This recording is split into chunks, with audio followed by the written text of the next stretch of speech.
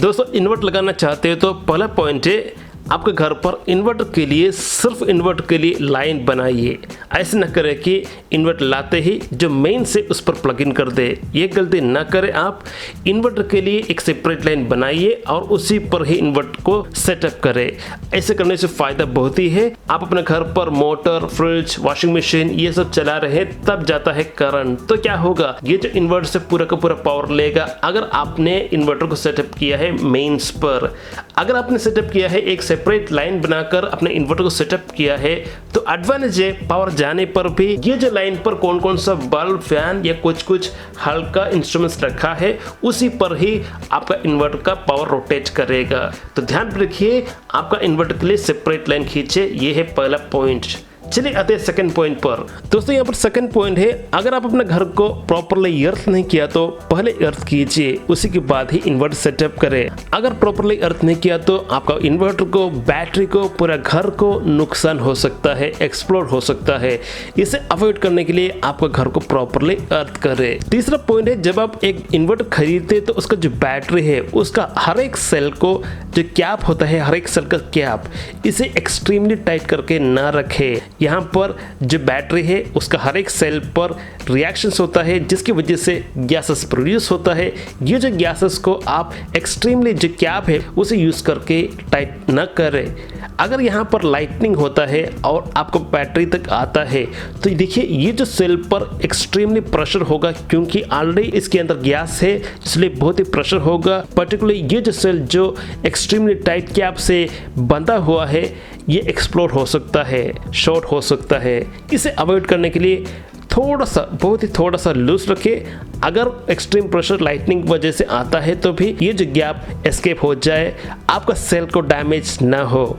तो लाइटनिंग की वजह से जो प्रेशर क्रिएट होता है उसे अवॉइड करने के लिए आपको बेहतर होगा जो सेल कैप होता है बैटरी का उसे एक्सट्रीमली टाइट ना करें। अगर कभी भी शॉर्ट होता है आपका बैटरी का सेल, तो यहाँ पर पॉइंट है, आपका जो बैटरी का पर्टिकुलर सेल है जो शॉर्ट हुआ है उसका जो नीडल है, ऊपर का जो हिस्सा होता है नीडल का, वो पूरा का पूरा नीचे चला जाएगा। इसका मतलब है आपका जो बैटरी का सेल शॉर्ट हो गया है, इसको आपको रीसेट करना ही पड़ेगा। उसी के बाद ही आपका इन्वर्टर या बैटरी चालू होगा।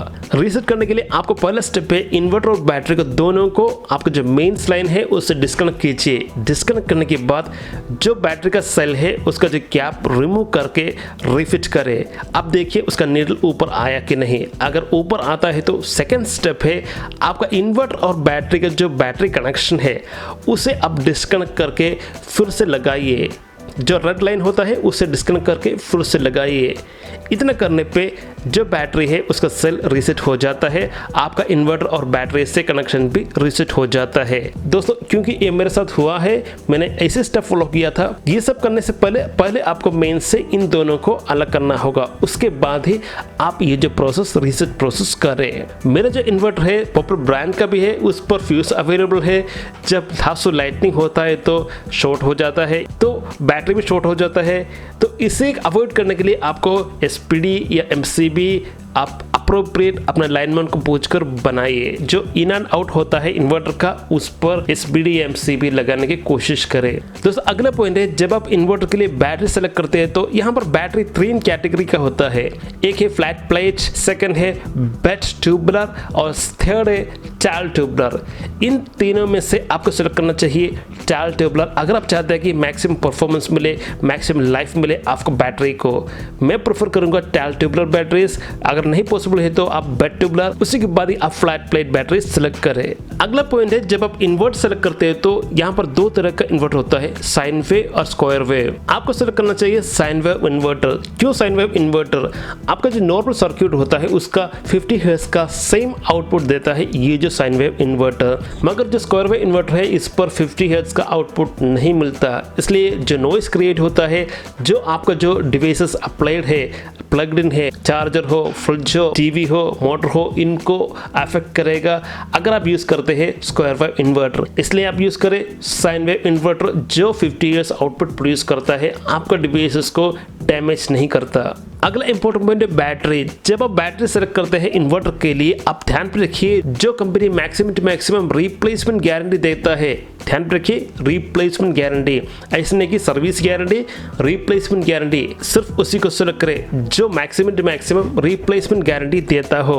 अब देखिए उसका लेबल पर लिखा होगा 60 मंथ्स वारंटी या 48 मंथ वारंटी या 56 मंथ वारंटी, ऐसे लिखा होता है। उस पर एक स्टार भी होगा, उस पर जाकर देखोगे तो आप देख सकते हैं 36 रिप्लेसमेंट वारंटी और उसके बाद सर्विस वारंटी। जो कंपनी मैक्सिमम रिप्लेसमेंट वारंटी देता है 48 मंथ के बाद या 60 मंथ के बाद भी और रिप्लेसमेंट देता है, तो उसी को आप सेलेक्ट करें, क्योंकि ऐसी कंपनी का रेपुटेशन ज़्यादा होता है, उस बैटरी का भी रेपुटेशन, उस बैटरी का भी परफॉर्मेंस ज़्यादा होता है। ये भी आप देखिए जो रिप्लेस करना पड़े तो आप कहाँ पर जाकर रिप्लेस करोगे। नॉर्मल जो डीलर होता है वो रिप्लेस नहीं करता, जो ऑनलाइन सर्विस सेंटर होता है वही आपको बैटरी रिप्लेस करके देगा। तो उसका अवेलेबिलिटी भी आपको चेक करना चाहिए, आपका जिला पे, आपका डिस्ट्रिक्ट पे ये अवेलेबल है या आपको दूसरे डिस्ट्रिक्ट पे जाके इसे रिप्लेस करना पड़ेगा। ऐसी सिचुएशन है तो आप प्रेफर करें जो आपका नजदीक है उसी कंपनी को आप प्रेफर करें। अब बैटरी मेंटेनेंस देखिए, एक नॉर्मल तरफ से देखें तो सिर्फ एक ही उस पर मेंटेनेंस होता है, रिफिल करना, उसका जो बैटरी वाटर है उसे रिफिल करना चाहिए जब कभी भी वो डाउन होता है। तो इसलिए उसे 2 या 3 हफ्ते के बाद आप उसे चेक करके देखिए उसका जो इंडिकेटर है वो डाउन होता है नहीं।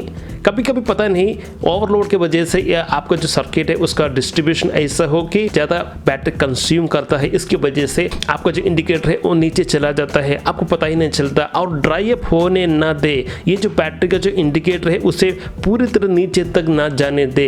अगर इंडिकेटर डाउन जाता है तो बैटरी वाटर खरीद कर आप उसे फिल करते रहे। अगर ये जो बैटरी वाटर ड्राई हो गया तो जो बैटरी सेल है उसका जो पावर होल्ड करने का जो कैपेसिटी है वो निकल जाएगा और ज़्यादा टाइम तक आपको पावर बैकअप नहीं मिलेगा।